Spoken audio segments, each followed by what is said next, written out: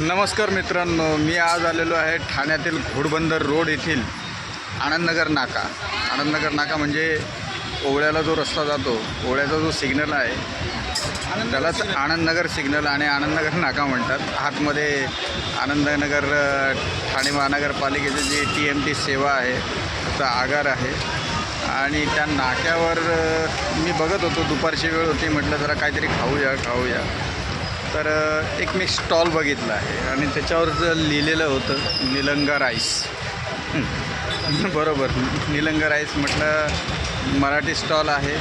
आणि निलंगा हे लातूर जिल्ह्यातील एक तालुका सेंटर आहे निलंगा. तर मला थोडीशी त्याची उत्सुकता होती, कारण मी एक अगोदर व्हिडिओ बघितला होता मानपाड्याला जे आहे ते निलंगा राईस तिथे विकलं जातं तिथे, आणि टोपाच्या टोपा असे खाली दाखवतात. पण मला थोडंसं त्याच्याबद्दल कन्फ्युजन होतं, म्हणून मी यांच्याकडे आलो आणि त्यांना असं विचारलं का हो म्हटलं ते, आणि ते बोलले ते तिकडचं असेल पण हे माझं आहे, स्वतःचं आहे, मी निलंगा राईस म्हणून ठेवलेलं आहे. तर ठीक आहे. मग म्हटलं चला आलो तर आहेच, तर टेस्ट करूया कसं आहे ते. तर आपण त्यांच्याशी आता बोलूया, निलंगा राईसचे जे आहेत मालक त्यांच्याशी. नमस्कार, हे आहेत बघा, हे जे आहे स्टॉल निलंगा राईस, आणि ही आहे ओवळा आनंदनगर नाका सिग्नल. इकडे आपण समजा ठाणे स्टेशनवरून जर आपण घोडबंदरला जर जात असेल तर राईट साईडला सिग्नल जो जातो आहे, सिग्नलच्या थोडंसं खाली उतरलं का असं कॉर्नरलाच आहे बघा, हे बघा. आणि हे आपले आहेत मराठी माणूस, निलंगा राईसचे मालक.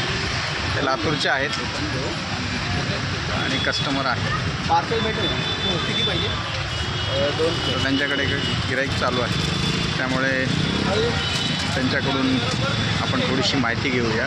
मस्त राईस असतो, खाणार नाही ना. नमस्कार दादा. नमस्कार. तर तुमचा हा स्टॉल आहे ना निलंगा राईस? अच्छा, गाव कोणतं तुमचं? लातूरचे आहात का? बरं. हे लातूरचा जो निलंगा राईस आहे तो तुम्ही ठाण्यामध्ये खूप प्रसिद्ध केलेला आहे. हो.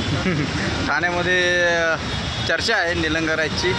तर तुम्ही हे जो आता स्टॉल टाकलेला आहे किती दिवसापासून आहे? आता 1 महिना झाला. 1 महिना झाला का?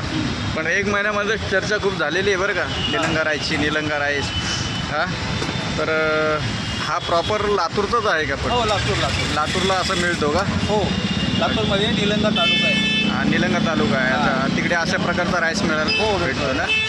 बरं. कारण कसं आहे माहिती का, आता तुम्ही म्हणजे निलंगा राईस आम्ही ठाण्यामध्ये जो ऐकला जातो आहे आता सध्या फेमस आहे, तसंच जर आपण नांदेडला जर गेलं तर नांदेडला गेल्याच्या नंतर ना तिथं खिचडी आणि हे मिळतं, मच्छी.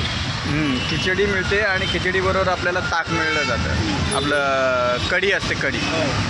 तर ते म्हणजे तिकडचा तो फेमस आयटम. तुम्ही कुठे जरी गेलं तसं आपल्याकडे महाराष्ट्रात वडापाव कुठे मिळतो तसं ते नांदेडमध्ये ना खिचडी आणि कढी भेटली जाते. हो, ताकाची कढी असते. तर ती भेटली जाते आणि खायला एकदम टेस्टी असते. तर जरा मला दाखवाल का हे कसं आहे निलंगा राईस? वा, छान आहे.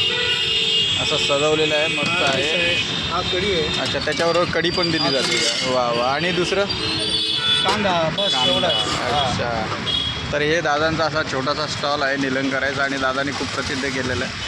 आणि मी पण आलो होतो तर म्हटलं टेस्ट करूया, आणि मी हा घेतलेला आहे बघा निलंगा राईस.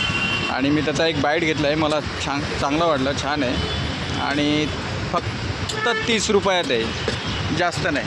दादा 30 रुपयामध्ये तुम्हाला परवडतं का? हो, परवडतं. सर्वसामान्याला पण परवडतं, आम्हाला पण थोडं परवडतं. बरोबर आहे. हो, आता 30 रुपये ठेवलं. अच्छा, बरोबर आहे. कारण तर महागाईच्या जमान्यामध्ये येतो वडापाव 20-25 रुपयाला येतो, आणि ही जी प्लेट आहे ही 30 रुपयाची आहे, आणि माणूस खाऊन समाधानी पण होतो. हो, होतो. बरोबर आहे. तर ठीक आहे मित्रांनो, आता हे बघा तो राईस मी हातात घेतलेला आहे, आणि आता मी थोड्या वेळाने खाणार आहे. टेस्ट तर चांगली आहेच, पण आता मी संपवणार आहे. तर दादा ठीक आहे, धन्यवाद. हो, धन्यवाद. हां, या दादांबरोबर या ताई पण आहेत, त्यांना मदत करायला. तर ठीक आहे मित्रांनो, मग भेटूया पुढच्या ब्लॉगमध्ये. तोपर्यंत आता मी घेतो आहे निलंगा राईसचा आस्वाद. चला तर.